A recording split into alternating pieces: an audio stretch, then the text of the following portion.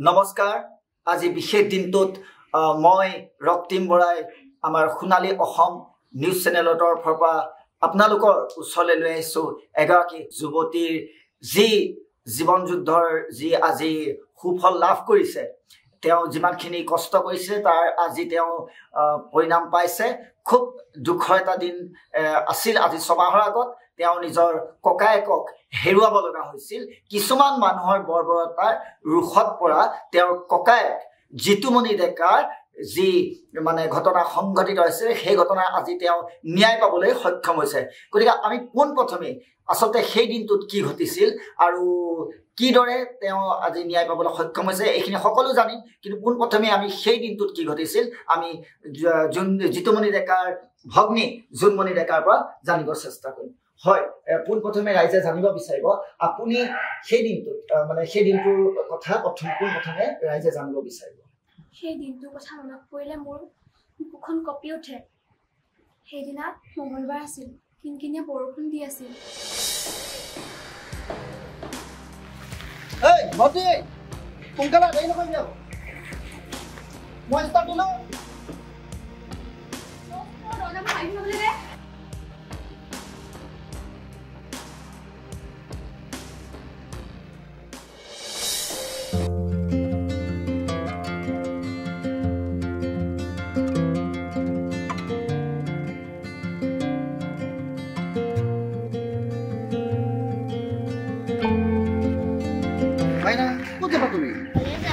ঘৰলৈ যাবা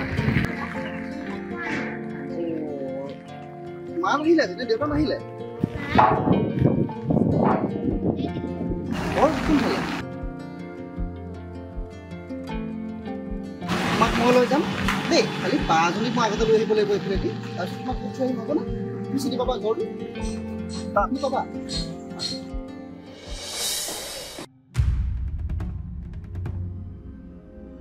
হেল্ল' ক দাদা আপোনাৰ ভাইটিকে বলিউড ৰেষ্টুৰেণ্টৰ পৰা কোনোবা এটা কিডনেপ কৰি লৈ গৈছে কি তই এটা ফ'ল' কৰ কেলা মই গৈ আছো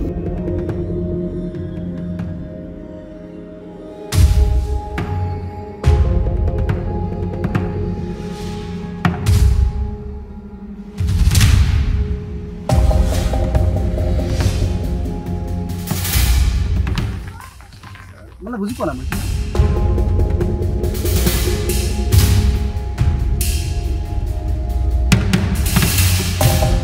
তই চালা মোৰ ভাইটিক স্কিপ কৰিবলৈ আহিছ ন মানে বুজি পোৱা নাই এটলিষ্ট বুজাই দিয়ক মোক কি মানে কি হৈছে কি মানে বুজি তই এতিয়াহে পাবি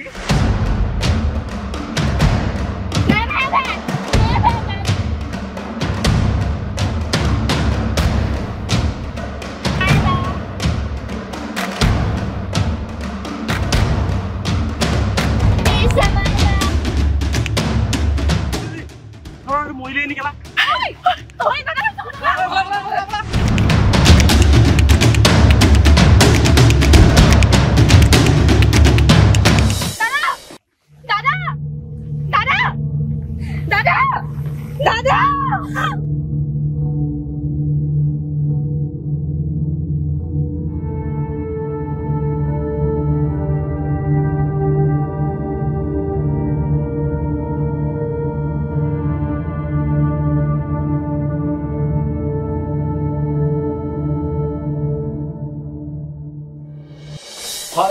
আপোনালোকে মন কৰিছে যে তেখেত যথেষ্ট দুখী হৈ পৰিছে কিন্তু দুখৰ মাজতে তেওঁ আজি অকণমান হ'লেও সফলতাৰ হাঁহি বিৰিঙিছে তেওঁৰ মুখলৈ কিয়নো তেওঁৰ ককায়েক জিতুমণি ডেকাৰ আজি